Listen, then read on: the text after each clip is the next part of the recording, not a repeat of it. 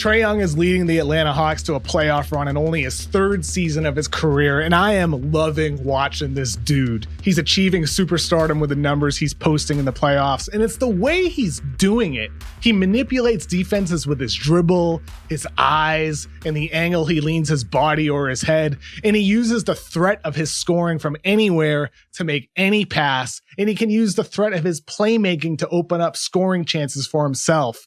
Trae has always been just straight up fun to watch. And now the fact he's leaning into being a villain, hushing Knicks fans and taking a bow at Madison Square Garden makes it so much more sweeter. Trae is the player and the person that the NBA needs. So today on The Void, let's get into how Trae is so fun and so devastating on the offensive end.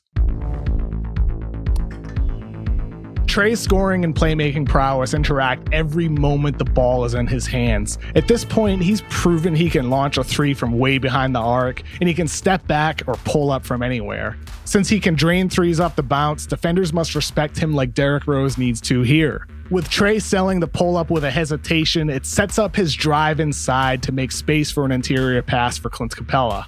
Look at the subtle movements here. There's a hesitation into an in-and-out dribble, a long stride while extending his left arm to keep Rose off of him, and then he flips the ball to Capella.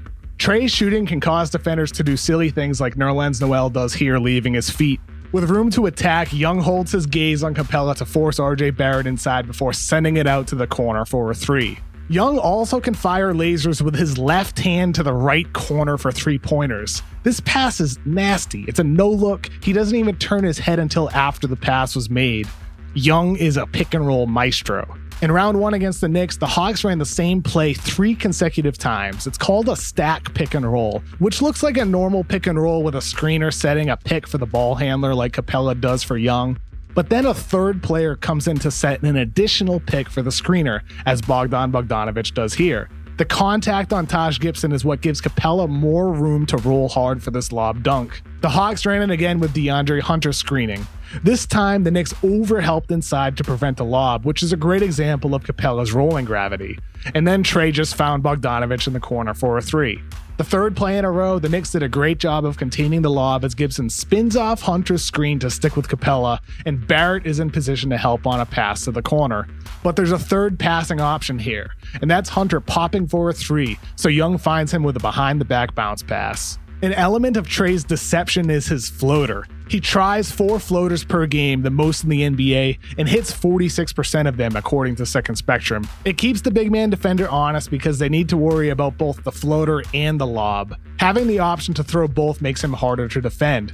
Do you think this is a floater or a lob to Capella? It's a lob! And look how close Ayton was to getting his finger on this one, so close. How about this one? Lob or floater? It's another lob to Capella. And one more here, a lob or a floater? It's a floater. Not even Capella knew as he jumped for the pass, and Trae really likes this one.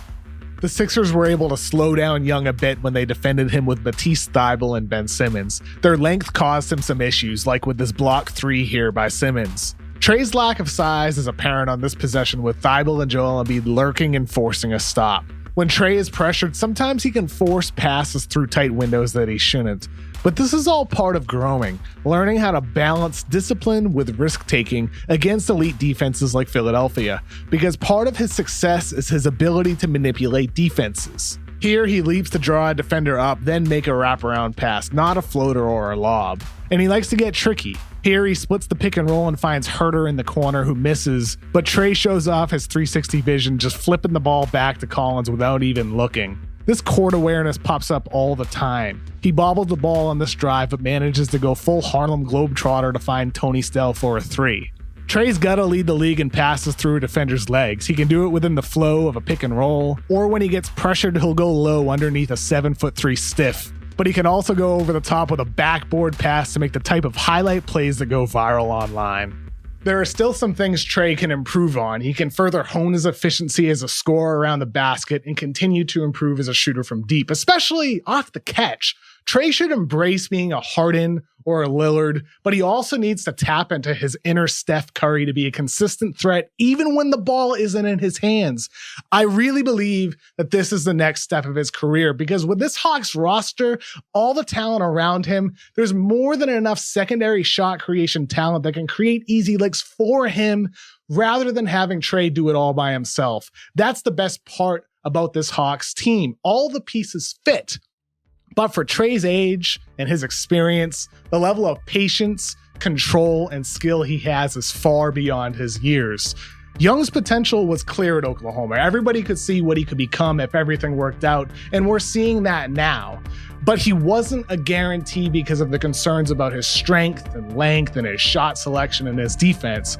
What was underrated, though, as cliche as it sounds, was his heart, his mindset, his approach. Young's a worker who's overcoming those worries because he's adding craft around the rim to become the best finisher he can be. He's tightening his handle and improving both his burst and change of pace. He's becoming a more seasoned decision maker, and he's confident about the player he is. He can make his teammates better or put him on his back like he's done this season for the Hawks. And at only age 22, this is only the beginning of Trae Young's story. Thank you for watching this week's episode of The Void, and thank you to our team for putting it together. Please do us a favor, subscribe to The Ringer. That way you get The Void in your feed every Thursday, as well as all of the other great content here on The Ringer's YouTube page. Thank you again for watching. I hope you have a fun day.